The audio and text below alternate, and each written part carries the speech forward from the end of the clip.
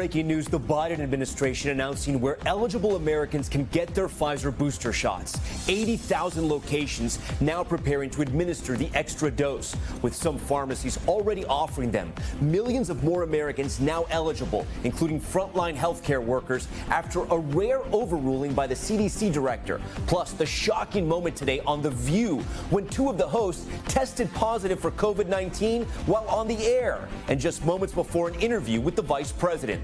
Also developing tonight, authorities have identified the suspect in a deadly mass shooting at a Tennessee grocery store. What we've just learned about the alleged gunman, plus the witness describing the chilling moments when the first shots rang out.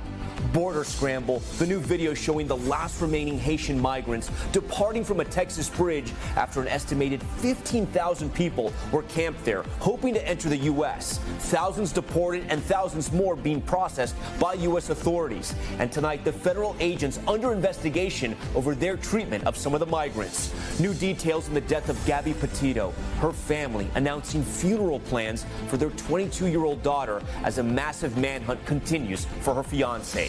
The R. Kelly verdict watch, his fate now in the hands of a jury after 11 women testified about the alleged abuse they suffered at the hands of the disgraced R&B singer.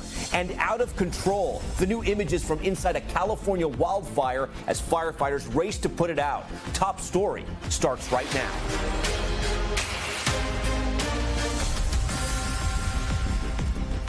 And good evening, I'm Tom Llamas. We begin Top Story tonight with breaking news. The Biden administration announcing how Americans who are eligible can get Pfizer's booster shots.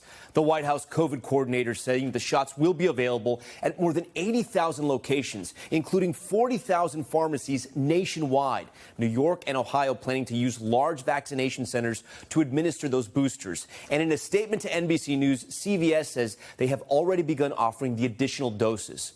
Millions of more Americans now eligible for that extra protection starting today after CDC Director Dr. Rochelle Walensky overruled a panel's decision.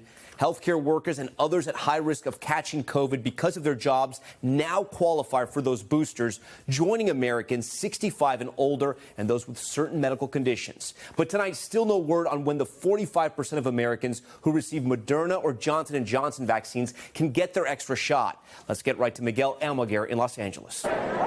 As booster shots rolled out today, long lines in cities like San Antonio. It was well worth it. I feel that, I'm more protected.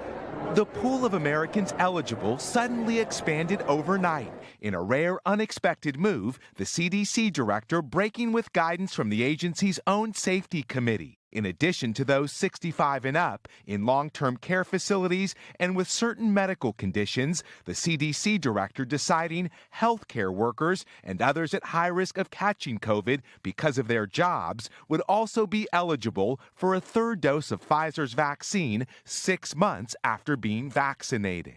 Those on the front lines, in hospitals and classrooms, and those in crowded settings who have put themselves in harm's way on a daily basis. I must do what I can to preserve the health across our nation. 50-year-old Mike Ryan is a manager at a grocery store. The last thing I want to do is get sick or bring something home to my family. Good morning, everyone. Today, the president also announcing he's eligible. I'll be getting my booster shot. Saying he's among the 20 million Americans who qualified, while also acknowledging the millions who don't because they got Moderna or Johnson & Johnson. My message for you is this. You still have a high degree of protection. Our doctors and scientists are working day and night to analyze the data from those two organizations on whether and when you need a booster shot. We know for adults over 65, vaccine efficacy is waning, but we're only talking about booster shots for those with Pfizer. What about those with Moderna and Johnson & Johnson? What message does that send? Well, I think it sends a complicated message because we're saying, in fact, they're at risk of severe disease. They should be boosted. And then we'll say, for the 50% of you who didn't get Pfizer, good luck with your disability. We will have to wait. Tonight, for many, the anxious wait, while for others, long-awaited relief. All right, Miguel joins us now. Miguel, let's get right to the information our viewers need. The COVID task force today also announcing specific locations where people will be able to get their booster shots. Yeah, that's right, Tom. Most Americans will be able to go to their local doctor's offices, pharmacies. There are many pharmacies near so many people across the country, and that'll probably be the easiest option. But Americans are being told this will be an easy booster shot to get, Tom. And this brings up a bigger question, right, Miguel? What does it mean now with these booster shots to say I'm fully vaccinated? Well, right now, Tom, as you know, if you're at Pfizer or Moderna, 2 shots means you're fully vaccinated. J&J means 1 shot. For right now, they don't believe this booster shot's going to change the definition of what fully vaccinated means, simply because the booster shots are not available to so many Americans. But down the road, that definition could shift, Tom. Miguel Almaguer leading us off tonight on Top Story. Miguel, thank you for that. Tonight, for the first time, we're getting a look at the alleged gunman who killed 1 and injured 14 others at a Kroger grocery store in Tennessee. And you're about to hear from a witness who survived the shooting and saw it all go down. Vaughn Hilliard spoke with him and has more. New details emerging tonight about the frantic scene that unfolded Thursday at a Tennessee grocery store where a gunman opened fire. Customers and employees fled. Andre Barlow escaped to the roof. I saw people running. He followed them in there. He followed them in and commenced the shooting. 10 employees and 5 customers were shot. Multiple are still in the hospital tonight. Olivia King was shopping when the mother of 3 lost her life. Family was everything to her. She was the kind of shy, quiet one, but when she got to know her, she really wasn't. Authorities say the shooter, 29-year-old Uk Tang, was a third-party vendor working at the store. He took his own life as authorities arrived. Police Chief Dale Lane was at the scene. We could have had a worse situation yesterday if the folks inside had not done what many of them had been trained to do, and that's run, hide, fight. It's very simple. Sarah Wiles hid and texted her family. I didn't want my kids and my husband to not know that they weren't the last ones I was thinking of had something happened. 1 life lost and dozens of others left with memories, unfortunately, too vivid. Let's talk about those victims now. NBC News correspondent Vaughn Hilliard joins us now from Collierville, Tennessee. And Vaughn, 12 of the victims were taken to hospitals in that area, some with serious conditions. Do you have any updates on those victims? And Tom, we're told that each of those victims is now in stable condition, yet 6 of them are still in the hospital here. So we're talking about serious injuries that were sustained. But even more so, it was the dozens of other individuals that bared witness to those minutes in which those gunshots rang out. You heard there from Andre and talked with Andre for quite a while there as he was reliving escaping to the rooftop there, and he was thinking about his kids, his 13 grandkids, and watching literally a gunman take down multiple individuals. When people go through these mass shooting situations, these are memories that stick with them forever. So beyond just the physical injuries that so many sustained here yesterday, it's also those memories that will be sticking them for so long after. Yeah, Vaughn, I can't even imagine what it's like to not only live through that, but witness that as well. The big question, though, tonight, why? Is there any word on a motive? No official word on motive here at this time. Of course, there's never a reason to take down people this indiscriminately. Of course, there were 10 employees and 5 customers apparently just shooting at free will. There was a search warrant, Tom, that was executed last night by the FBI and local law enforcement. There is one other individual who is also questioned at this time, though. Law enforcement believes that 29-year-old was the only individual who intended to harm people yesterday. Tom? All right, Vaughn Hilliard for us tonight. Vaughn, we thank you for that. Next tonight, the major developments at the border. That makeshift camp built by Haitian migrants at the Texas-Mexico border, gone. But that doesn't mean all of them have found asylum. NBC's Guad Venegas on where these migrants ended up and who is still trying to come to the U.S. Tonight, the camp that was once packed with 15,000 migrants, gone. Bulldozers working to clear the remnants near the bridge. There are no longer any migrants in the camp. The Homeland Security Secretary now detailing where the migrants have gone. The majority from the camp, over 12,000, released into the U.S. and asked to go to immigration centers to make asylum claims. 2,000 were deported to Haiti, and 8,000 migrants returned voluntarily to Mexico. Like Jean and his wife Jessica, now crossing back fearing deportation. He says he's decided to come back and stay in Mexico because he's scared that they might send him back to Haiti. They'll join hundreds still sleeping across the Rio Grande in Ciudad Acuña, Men, women, and families with children now undergoing pressure to relocate away from the border. Meanwhile, President Biden addressing those images of Border Patrol agents on horseback. An investigation is ongoing. Of course, I take responsibility. I'm president, but it was horrible what to see. I promise you, those people will pay. NBC News correspondent Guad Venegas joins us now from Ciudad Acuña in Mexico. Guad, you're now on the other side of the border there in Mexico, where hundreds of Haitian migrants have been camped out. We first showed our viewers yesterday how families are fighting over things like cardboard in that camp. Talk to us about some of the other conditions there. Tom, we know that thousands of migrants who were originally in the U.S. crossed back into Mexico. As many as 8,000, we think, came back to Ciudad Acuña. Now, hundreds remain in this camp just yards away from the water here at the river. They have been receiving some supplies from some of the citizens here in Ciudad Acuña, helping them with food, with blankets, and anything they can as they sleep in this park. Now, Mexican officials have been visiting this camp, trying to convince them to leave and relocate to other shelters away from this area. Near the border. That camp has slowly dissipated, with some of these migrants leaving on buses, others just going to different parts of this border town, but it is getting smaller and smaller by the days. You know, Guad, you're able to speak to so many of the migrants there because even though they grew up in Haiti speaking Creole, they have spent so many years now in Central and South America. They speak fluent Spanish. What are they telling you? They no longer want to go to Haiti. They can't get into the U.S., and Mexico really does not want them there. Right. So a lot of them speak Spanish. Some even speak English. So these migrants that crossed into the U.S. and decided to return to Mexico say they were scared to be put on a plane and go back to Haiti. So what they want is to remain in Mexico. A lot of them told me they just want a work permit. Now, the Mexican government says the only way to obtain these work permits to work legally in Mexico is to go back to Mexico City or the southern border. So today, officials came and spoke with them. They told them to go to another area, to a different shelter, as they work to bring immigration officers up to this town, to Ciudad Acuña, to help them process these work permits that would allow them to stay in Mexico and begin to work legally in the country, Tom. Guad Venegas there on the border in Acuña, Mexico. Guad, thank you. We want to turn to politics now. The U.S. just 1 week from a possible government shutdown. The White House telling federal agencies to prepare to close down as early as next Friday as lawmakers on Capitol Hill struggle to reach a funding agreement ahead of a September 30th deadline. It would be the third government shutdown in just 3 years, and I want to bring in NBC News chief White House correspondent Peter Alexander now. Peter, the White House is telling government agencies to prepare to close down next Friday.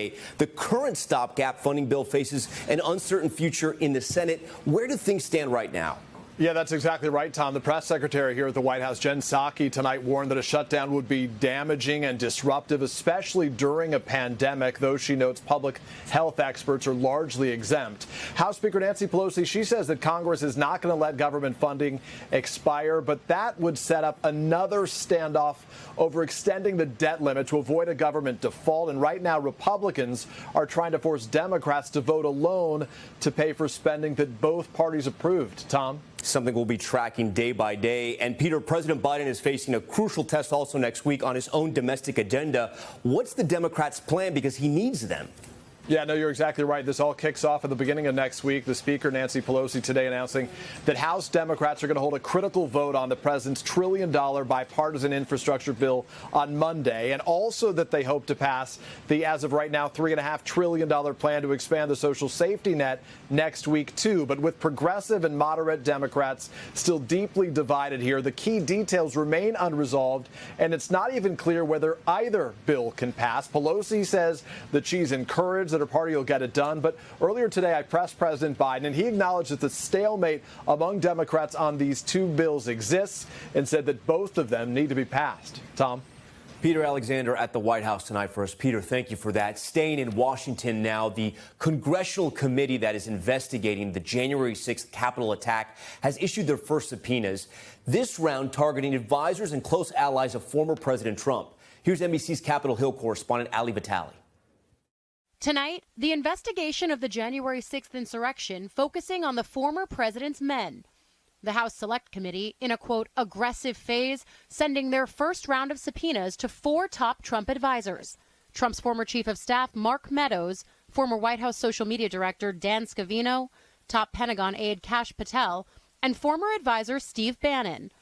NBC News reached out to all 4 men and did not receive a comment back. The subpoenas set up an early October showdown, demanding documents and depositions for mid-October. And while past requests from Congress of Trump administration officials went ignored or to court, lawmakers say this Department of Justice may make all the difference. Now that we have a very different Justice Department, a very different Attorney General, and so there are methods of enforcement we didn't have before. These subpoenas mark a new phase in the committee's search for answers and brings the focus to the actions of former President Donald Trump in the days and weeks leading up to the insurrection. It's also just the beginning. Essentially, no one is off the table. We're going to determine what went wrong in the lead up to January 6th. We're going to find out who was involved, who was knowledgeable, what roles they played in the planning, what expectation they had of violence, what the former president was doing. A source with knowledge of the committee's work also telling NBC News there's definitely more to come. But the former president citing executive privilege as a way to skirt these information requests, issuing a statement overnight. We will fight the subpoenas on executive privilege and other grounds. But the White House waiving that cover, saying Friday it will not invoke executive privilege on Trump's behalf. The president has already concluded that it would not be appropriate to assert executive privilege. All right, Ali Vitale joins us now from Capitol Hill. Now, Ali, the battle over executive privilege, as we just heard there, could just be getting started, right? Yeah, that's exactly right. What these and other subpoenas that we're likely to see in the coming weeks are likely to do is ignite a battle over what kind of information congressional committees can get from former presidents once they've left that office. That battle could take time, which is why the committee right now is wasting none of it, issuing these subpoenas from the get-go to witnesses like these who aren't likely to cooperate with the committee once they get them. Tom? Ali Vitale making her top story debut. Ali, we thank you for that report. Also tonight, R. Kelly verdict watch. The disgraced R&B singer on trial for sex trafficking charges and racketeering. He's facing decades behind bars if convicted, and now his fate is in the hands of a jury. NBC News correspondent Ron Allen joins us from outside the courthouse in Brooklyn, where both sides have now rested their cases. Ron, I want to ask you, what was the final argument jurors heard before they began deliberating this afternoon? The prosecutors made a very emotional plea to the jury to see these women who came into court, suffered through all kinds of embarrassment, humiliation, to bring their case against R. Kelly. The prosecutors said that their lives should matter. And they tore into R. Kelly, saying that he was a man who thought he was untouchable, but that he was nothing but a predator. And at one point, we could see R. Kelly shaking his head, holding it down, apparently in disgust at what the prosecutors were saying, as they were urging the jury to send him away, find him guilty, and send him away to prison for the rest of his life. And Ron, real briefly here, we're learning that jurors asked several questions before they adjourned for the day? They did. And most of the questions focused on a woman who claims that she was imprisoned by Kelly at his studio for several days. This is the case that the defense has really tried to pick apart the most. Bottom line, they're looking at everything meticulously. They deliberated for 4 hours. They're taking the weekend off, and then they're back here Monday. Kelly faces up to 120 years in prison if convicted. Tom? All right, 120 years. Ron Allen again outside the courthouse for us. Ron, thank you. New details tonight on the death of Gabby Petito. Her family announcing funeral plans for the 22-year-old as the nationwide manhunt for her fiancé, Brian Laundrie, intensifies. NBC's Katie Beck has the latest. Tonight, Brian Laundrie is a fugitive, wanted for actions he took in the final days of August, part of the homicide investigation of Gabby Petito. Armed with a federal arrest warrant, prosecutors say Laundrie used someone else's debit card, knowingly and with intent to defraud, taking $1,000 or more in the days following the last reported sighting of Petito. The Laundrie family's attorney saying in a statement, "It is my understanding that the arrest warrant for Brian Laundrie is related to activities occurring after the death of Gabby Petito and not related to her actual demise." Now that there's an arrest warrant, the police can arrest him, take him into custody, take his fingerprints. So this is actually a game changer. Stretching into its 6th day, the massive search of the 25,000-acre nature preserve has surfaced no evidence of Laundrie. Experts fear he could be anywhere. As the search continues, memorials for Gabby are organizing across the nation. My heart is broke. I don't know what to say. Petito's funeral set for Sunday in Long Island. Her family preparing to lay her to rest, with her fiance still at large. Katie Beck, NBC News. We thank Katie for that report. Right now, out-of-control wildfires are raging across California. Thousands forced to evacuate and firefighters desperate to contain the flames. NBC News correspondent Steve Patterson has that story. Tonight, hellish fires ravaging the Sequoia National Forest. This car, surrounded by flames from the Windy Fire, only 9% contained, on the move and scorching more than 56,000 acres. About 400 miles north in Redding, California, another uncontained fiery scene. Fire officials saying at least 25 structures have burned so far. We had every hose we could find going and raking and whatever we could do with what we had. I had 3 buildings burned down, but saved the big shop and the house. The wildfire's origins, suspected arson. Authorities say a 30-year-old woman has been arrested on suspicion of starting the Fawn Fire that forced about 4,000 people to evacuate. The Palo Alto woman was spotted acting suspiciously in the area, according to witnesses. Police say she emerged from the brush near the fire line seeking help, prompting an interview that led to her arrest. If not now, when in the hell are we going to do it? What more evidence do you need? Governor Newsom pleading for federal support after signing a $15 billion climate bill, including a $1.5 billion wildfire and forest resilience package. A summer of flames and heartbreak, with fall ushering no end in sight. Yeah, Tom, when we spoke to the Forest Service earlier today, they told us the Sequoia fire was intensifying and moving south, and that for now, firefighters are on scene and focusing on putting out spot fires. When we talked to CAL FIRE about the situation in Redding, they said things are calmer today, but they're not out of the woods just yet and have nearly 1,000 personnel fighting this fire. Tom? Steve Patterson for us tonight. Steve, thank you for that. As those devastating wildfires rage out west, as you just saw, Hurricane Sam is rapidly intensifying in the Atlantic, expected to become a Category 4 storm later this week. And WNBC weather anchor Dave Price is tracking it all for us. Dave, let's start with those wildfires Steve was just talking about. Yeah, we'll start out west and go east. Tom, here's the current situation. We have low humidity, we have winds that are dying down, and we have warm temperatures as well. It's a mixed bag here. Remember, these fires have been burning since this summer, and there are several up and down the West Coast. And at this point, because the winds are light, poor air quality for Central California as we head through this weekend as firefighters continue to battle these storms. Yeah, we've had such a busy, also active hurricane season so far. Talk to us about Hurricane Sam, and as we look at your weather board now, it is so active right now. Well, keep in mind, the hurricane season isn't nearly done. That goes until November 30th. We've already had our 19th named storm in subtropical storm Teresa right now, and we have Sam. That is expected to rapidly intensify over the next several days. 85-mile-per-hour winds right now, but we could see those go as high as 140 miles per hour or more. The big concern is the northwest Leeward Islands. As you can see, this area continues to expand over the next 5 days. This is why we have to watch it so carefully, Tom. You got such a big, powerful storm there, Dave. I got to ask you, what about Puerto Rico? It seems it's very close. It does. All indications are, and there's model consensus here, that this storm continues to the north and eventually makes a turn out to the east again. But at this hour, we continue to watch very carefully because we know how tricky these hurricanes are to forecast, especially, my friend, as we look 5 days out. Yeah, no, we'll be tracking them all day. Dave, thanks so much. Great to have you here on Top Story. Always good to be here. We really do appreciate it. All right, there's still much more ahead on the broadcast. The shocking on-air moment. 2 hosts on The View testing positive for COVID-19 right before a planned interview with the vice president. We'll show you the moment. Plus, lucky to be alive, the woman just barely avoiding, take a look at this, an oncoming train. And the new documentary giving an inside look at the controversial legal happenings of Britney Spears. Dasha Burns in the house on Top Story. She joins us live in studio with some of the shocking allegations against Britney's father and the pop star's ongoing legal fight to remove her dad's control. You're watching Top Story. We're just getting started.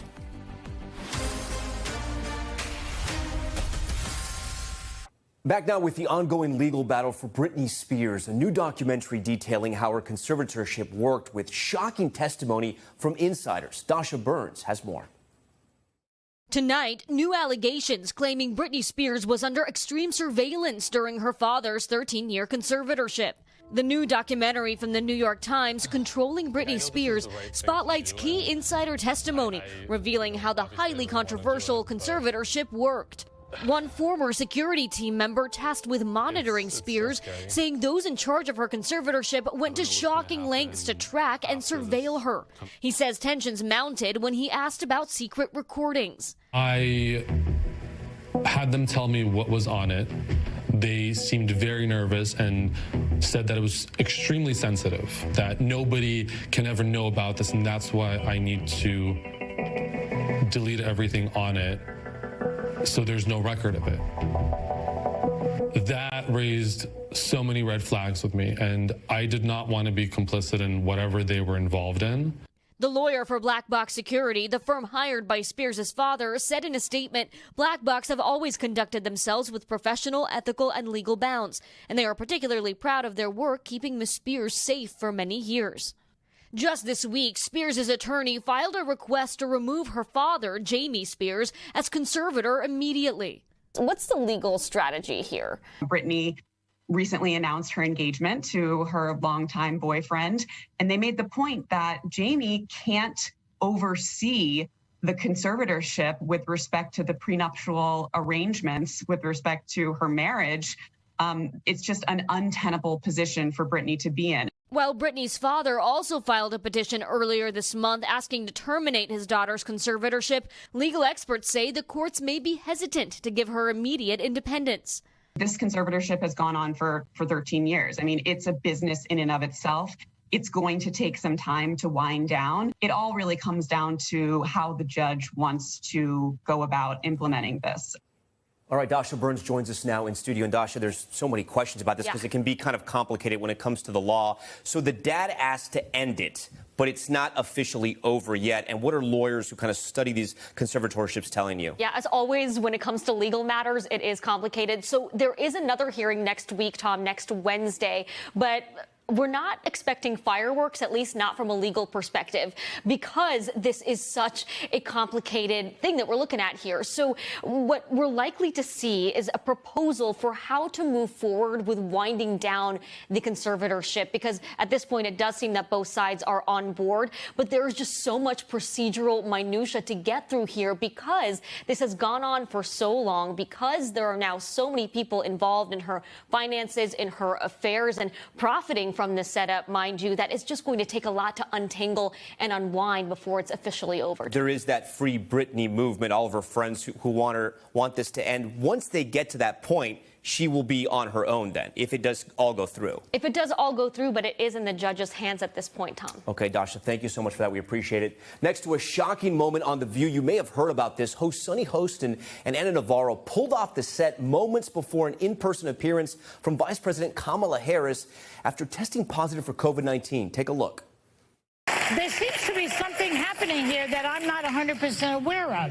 Can someone please apprise me of the situation? I need the two of you to step up for a second. Okay. Anna and we're going to bring Sonny you back later. Have to leave. Yeah. Yes. And we'll tell you why. More information later. It's a tease. We'll tell you why in a couple of minutes. So shall I introduce the Vice President? Yes. Okay. So, Vice President, no. Nope. Okay. That's live TV for you folks. So Joy Behar and Sarah Haynes continue to host the show. The vice president, who was in the ABC studio, then joining virtually for an interview. Harris's team says she did not have contact with either woman. Both Hostin and Navarro are fully vaccinated. All right, coming up, the change at checkout. Why your next grocery bill may be higher if you get your items delivered by Amazon. And the Harry Potter star collapsing during a golf tournament. What organizers say happened. That's next on Top Story.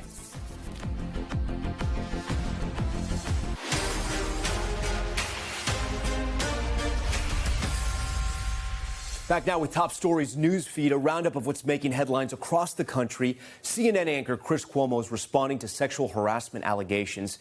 In an essay published in the New York Times, veteran TV producer Shelley Ross and Cuomo's former boss at the time accused him of inappropriately touching her at a bar in 2005.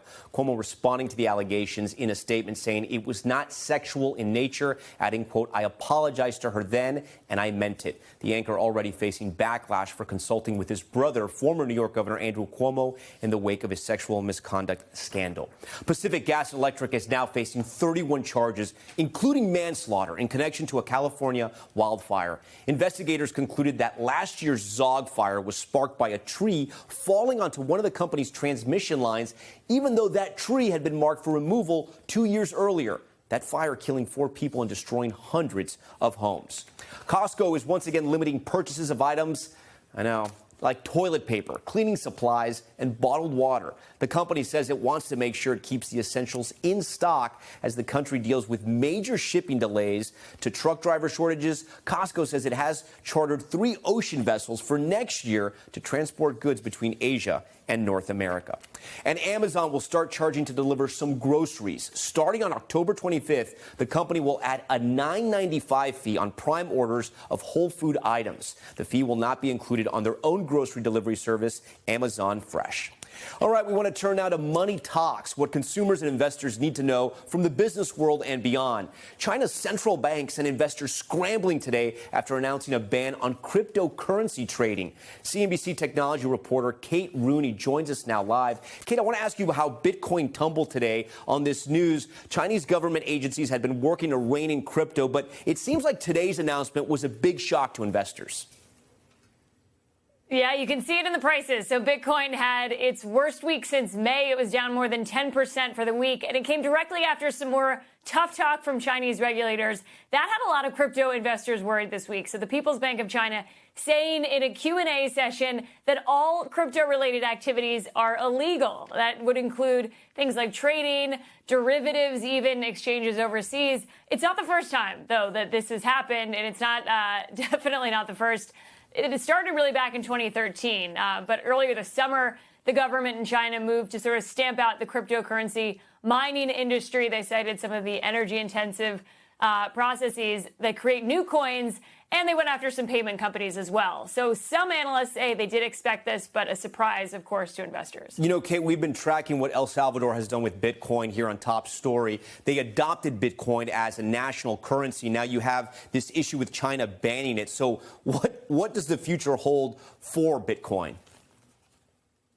It's so interesting. It's a global currency, so things in China and El Salvador do have an impact. China really was once seen as the biggest market for crypto. It's gotten less important as some of these crackdowns have happened, but it has survived despite some of the crackdowns I mentioned since 2013. And there is some evidence to suggest that these crackdowns don't always hurt prices. So it has continued to rally despite some of the pressure out of China.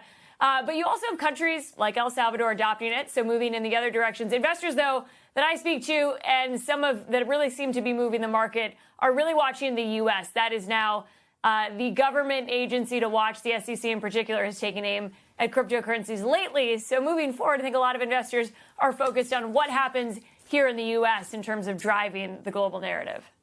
All right, Kate Rooney, thanks so much for joining Top Story and breaking down what is a very complicated issue in Bitcoin. We appreciate it. Okay, a look now at what's making headlines around the world. North Korea signaling they could be open to resuming talks with South Korea. The sister of Kim Jong-un responding to a speech by South Korea's president at the UN, where he called for the two countries and their allies to declare a formal end to the Korean War. In an unexpected statement, Kim said they'd be open to the proposal if the South ended what she called hostile policies. And the woman lucky to be alive after a close call at a train station in the Netherlands. Look at this video. You have to look closely, though. Surveillance video capturing the moment a train narrowly misses the woman as she ran across the tracks. She was not injured. The country's rail agency releasing the video, urging people not to cross the tracks when the barriers are down. A good reminder everywhere. And scary moments on the green for actor Tom Felton. The actor, famously known for playing Draco Malfoy in the Harry Potter movies, collapsing during a celebrity match at the Ryder Cup. He was responsive as he was placed onto a stretcher and carted off the course. Organizers saying Felton suffered a medical incident and was taken to a local hospital. Now to the Americas, focusing on stories from the U.S. and across Latin America. Tonight, the difficult conversations around the treatment of Haitian migrants, those images of border agents on horseback chasing down migrants, triggering a centuries-old discussion on race and immigration. Priscilla Thompson has more. They are the images that have left the nation in shock. Border Patrol agents on horseback corralling a group of Haitians many arriving on American soil for the first time to seek refuge. Outrage quickly followed when the world heard what the pictures showed. Hey, you use your women? This is why your country because you use your women for this. This video captured by Al Jazeera, and that image now in the public conscience, triggering a debate over the treatment of migrants, black migrants in particular. Today, the president taking responsibility for what happened and promising action. To see people treated like they did, horses barely running them over, people being strapped, it's outrageous. I promise you those people will pay. The Department of Homeland Security insisting that an investigation is underway and that the agents involved are now on administrative leave. Yet for many, the images are reminiscent of a dark chapter in America's history. These images are not new. From the time of enslavement with the slave patrols, from the Klan terrorizing our families in the South and how they used horses to try to wrangle us, to terrorize us. Do you think race contributes to how immigrants and refugees are treated once they reach the United States? Absolutely. From their encounter to their process, race plays a huge factor in whether or not they'll get approved, whether or not they'll get through expedited removal, their treatment in the facility. Nicole Morgan is an immigration attorney in Texas. She says the differences have been noticeable over the years. I have gone to court with a non-Black client, and I've gotten a $6,000 bond. I go in with my Haitian client or my African client, $45,000 bond. Basically the same facts. A study by the New York University School of Law and Black Alliance for Just Immigration finds that while Black immigrants make up about 7% of the total U.S. non-citizen population, they account for more than 10% of those facing deportation. Less than 5% of Haitian asylum seekers had their requests granted over the past 3 years, the lowest rate of the 83 nationalities with data available. There's no doubt that U.S. immigration policy is steeped in a racist frame. Muzaffar Chisti is the director of the Migration Policy Institute at NYU. He says remnants of this racist framework were notable even into the 90s. Haitians arriving on boats in Miami were denied asylum, but Cubans arriving in Miami at the same time were given green cards. And to a lot of us, that seemed starkly discriminatory. And those cases went to the courts, they went to the Supreme. It is hard to say that Haitians have been treated differently and more discriminatorily in the last 10 years than other groups of immigrants. Still, advocates say systemic racism remains an issue in our immigration system, one that both the Biden administration and Americans must confront. Black immigrants, their lives matter too, and that has to be the takeaway. All immigrants need reform, but Black immigrants need reform and serious protections. So it seemed like this was a learning incident. As Priscilla joins us now on set, this incident happened. The images came out, and there was sort of this visceral response to what happened, both in the media and online. People were reporting it and then questioning the Biden administration. And then it took them a few days, but they finally responded to that. What are the experts saying basically about what happened within this cycle of news? Right. So you have advocates who are saying, you know, this is the first time it has sort of been brought to light. We haven't seen anything like this before, but who's to say that it hasn't happened before? It took the images to come out. Right, for people to begin to even think about this. But then researchers have said, look, there are also photos of border agents doing good things, like helping people get out of the water. And so this is not indicative of perhaps a systemic issue, but there's a lot of debate about that. Okay, Priscilla Thompson with a really in-depth report tonight. Priscilla, we thank you for that. All right, next tonight, sweltering behind bars, inmates inside some Texas prisons living in dangerous heat. The situation even turning deadly. NBC's Tremaine Lee reports. In there, once it gets hot, there's no cooling off. Laquita Davis spent 21 years in Texas prisons. I live in a dorm with 204 women, and we're all hot. They have the fans, but the fans are essentially blowing heat. So it's no reprieve from it at all. Most of Davis's time was served in East Texas in Gatesville. It's one of several Texas prisons with no air conditioning in the sleeping areas. And because of the way prisons are built, of brick or cinder block and steel, with little or no ventilation, hot air gets trapped inside. Texas can get up to 107, 108 in August and September. And the facilities, how they're made, you have to add 20 degrees. You describe it like a brick oven. That's exactly what it is like. I used to have to wet my clothes and just lay on the floor. And as the years passed, it kept getting hotter and more deadly. An NBC climate desk analysis of Waco, around 40 miles from Gatesville, shows that summers are now 2 degrees hotter than they were in 1990.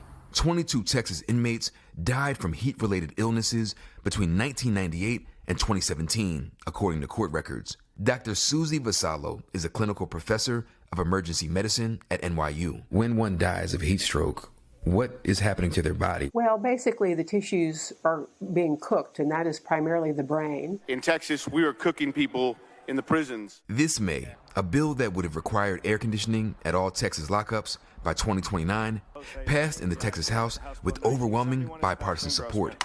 But Senate leaders refused to give it a hearing, effectively killing it. Some Texas lawmakers say air conditioning in prisons is too expensive and isn't a legislative priority. John Whitmire, a Democrat and longtime chair of the state Senate Criminal Justice Committee, told a Houston radio station in 2011, quote, "Prisons are hot, they're uncomfortable, and the real solution is don't commit a crime and you stay at home and be cool." This is not about comfort. This is about health safety. I don't think anybody would ever say, don't give a person with diabetes who goes to jail or prison, don't give them insulin. Advocates and people impacted by the criminal justice system, like Laquita Davis, say it's all about human rights. Why do you think it is the way it is? Your humanity dies when you walk through those gates. So the nerve of you to want to be cool, the nerve of you to feel like you gotta have some air conditioning. You want me to live like this every single day with no reprieve? Well, yeah, because you're an inmate. Why wouldn't you?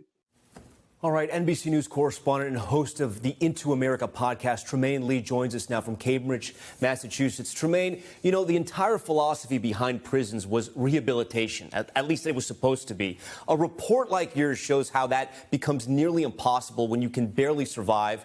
Talk to me more about how this breaks the spirit of people in many ways already broken.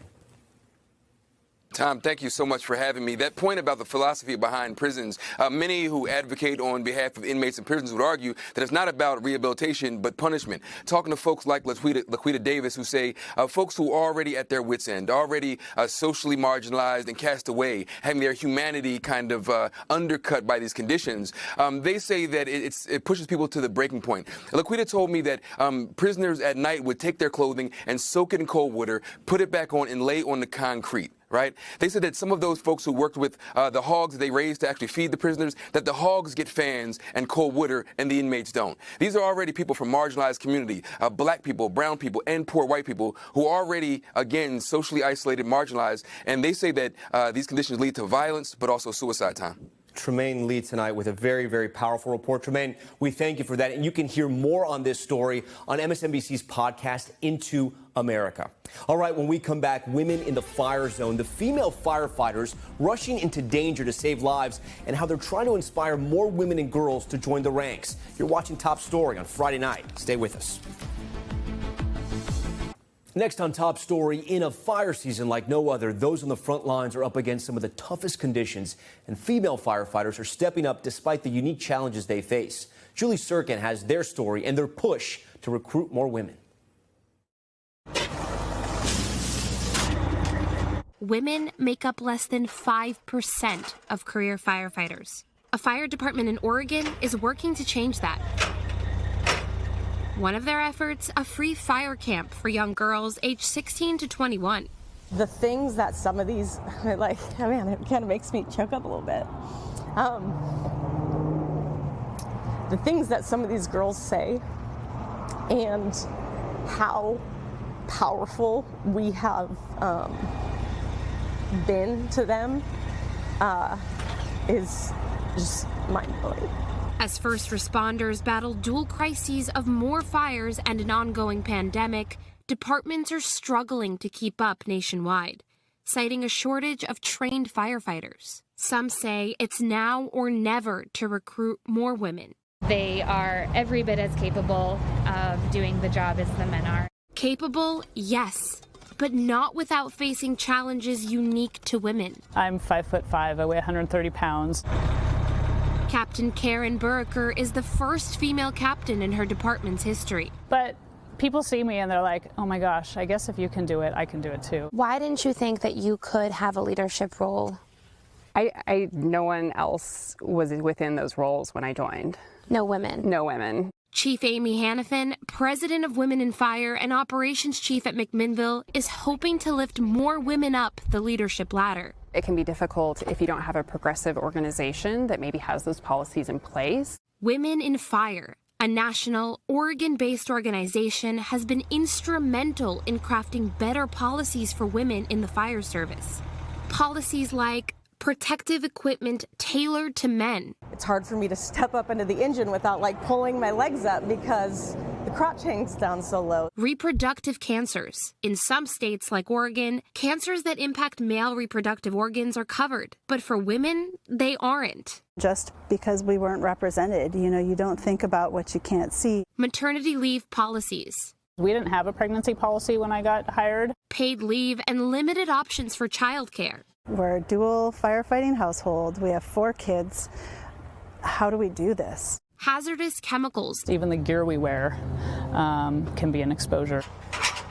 And lawmakers like Dacia Graber are starting to take action. Why are more firefighters getting cancer and dying? All the unknowns, adding to the stress women in the fire service already face. But with hard work and passion, women in the field are striving to improve conditions so that more women see firefighting as a career.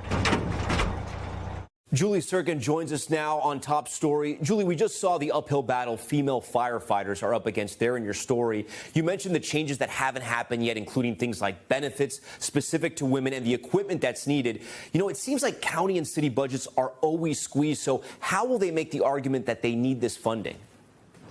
Tom, the women that we spoke to on the ground are adamant that this happens now. They're working 48-hour shifts, multiple of them in a row. They're being deployed to wildfires, and they also function as medics there. And amid COVID, they're really overstretched. Now, it's not just passion driving them. We spoke to one woman, Dacia Graber. She's a firefighter of 20 years, and she's also the second woman in the nation elected to the state legislature. She's working with her partners here in Washington, D.C. to make sure these changes translate from the state level to the national level. Tom? Okay, Julie Sirkin, thanks so much for that. When we come back, ready for the weekend, we know we are here at Top Story. We're breaking down what you should binge from shows and movies to music, all before you head back to work on Monday. You need to watch this segment. All right, back now with Binge Worthy, our look at the best things to watch, listen, and read this weekend. At Top Story, we are taking care of you and keeping you current. So joining us now is NBC News breaking news reporter Doa Madani, who also covers pop culture. A lot going on with your professional life there, both breaking news and pop culture. But I want to start with what we should be watching this weekend. And you have a new favorite show that you want to talk about. Yeah. Have you watched Only Murders in the Building yet? It has Selena Gomez, Steve Martin, and Martin Short. Now, I have not, but I think we have a short clip, so let's take a look. Yeah. How well do you know your neighbors? You see many of them every day, but have you ever wondered what goes on behind their doors? Are you associated with the deceased? No. We're neighbors in the building. So you don't know him? Just in passing. Not his passing. No, yes. So I'm obsessed with Martin Short. I actually ran into him on the 4th floor here, the 6th floor with Jimmy Fallon. He was doing that show. Is it funny? I know it's on Hulu. It is hilarious. It's a thriller comedy, so it's a little bit of action and also just Martin Short and Steve Martin, absolute magic on the screen together. It's a show that doesn't take itself too seriously. If you're a big fan of true crime, you will love it. If you like to make fun of people who love true crime, you will love it. Okay, weekends are always good for binge-watching docs, and I know there's one that a lot of people are talking about. It's called, I want to make sure I pronounce this right, Lula Rich. Yeah, something. I found out about it on my For You page on TikTok. Okay. It is this inside look at a girl boss pyramid scheme involving leggings and just all these ways that they manipulate women into getting into these MLM businesses, even though it costs thousands to like buy in and they don't really make that much money, it is fascinating. Someone on my TikTok page called it the Firefest doc, but for pyramid schemes. I loved Firefest. Let's take a look at this one too. LuLaRoe. What in the hell? LuLaRoe, what is that? We are creating confidence and security. I had achieved the dream. I was selling magic leggings. This is a huge opportunity in America. Women were selling breast milk so they could afford startup costs. It had just become a circus. Mark starts spouting off passages from the Book of Mormon. A mass delusion. Oh my God, I'm in a cult. Did any of them have a clue how to run a company of this size? No. Looks really good. It does kind of sort of remind me of Firefest too. And that one's on Amazon Prime. Yes. Okay. And then I know you have a big music collab that a lot of people are talking about, especially a certain type or certain group of fans, right? Me. I love BTS. Right. I am ARMY. I've covered them for years. They just did a collaboration with Coldplay for Coldplay's album that comes out next month. It is so good, and it's like the milkshake and French fries of music because it's a combo that is so strange. That's a good tease. But so good. We have a clip that I think they're playing on YouTube of the song. So let's take a look. Yeah. When the morning comes, I watch you rise. There's a paradise they couldn't capture. That bright infinity inside your eyes.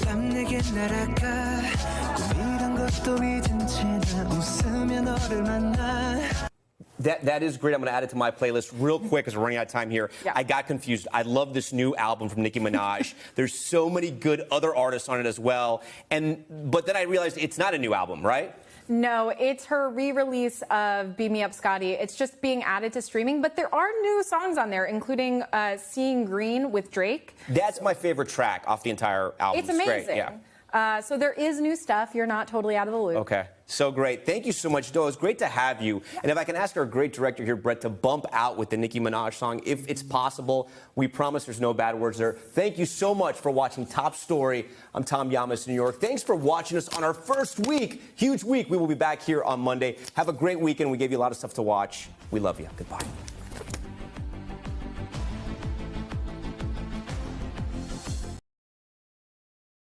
Thanks for watching our YouTube channel. Follow today's top stories and breaking news by downloading the NBC News app.